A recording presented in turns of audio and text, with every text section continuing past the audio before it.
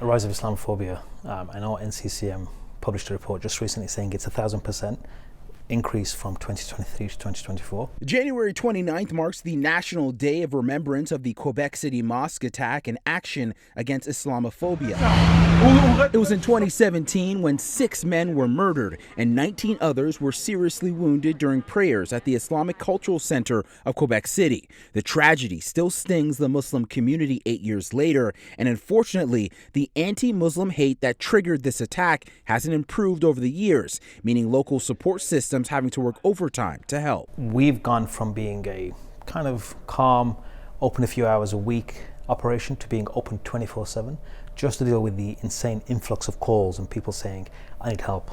I'm really feeling a particular way about what's happening in the world. I'm really feeling lonely. I'm really feeling depressed. When they're calling, what advice do you give them? Nasia Mental Health has been around for more than 20 years and provides a faith-sensitive approach to help Canadian Muslims dealing with any sort of mental health issues. We have a helpline, that's our core service. So it's a helpline that answers calls from anybody who calls, not just Muslims, anybody. We also have therapy and we have psychoeducation workshops. We develop resources that are faith-sensitive and kind of take that faith lens to support people who want to be helped from a faith perspective. While the staff deals with all sorts of calls about mental health challenges, Islamophobia has been a consistent topic. And while they provide the tools, they also say community members can assist to stop anti-Muslim hate. The voices of people who are like, I don't think I believe in that. I don't think that's me. I don't think that's okay. Like, we can't have a functioning society if there's, if we have tiers of people, if we have people at the top and then people in the middle and people, a stratified society. We can't, it won't work, it won't ever work, and it has never worked.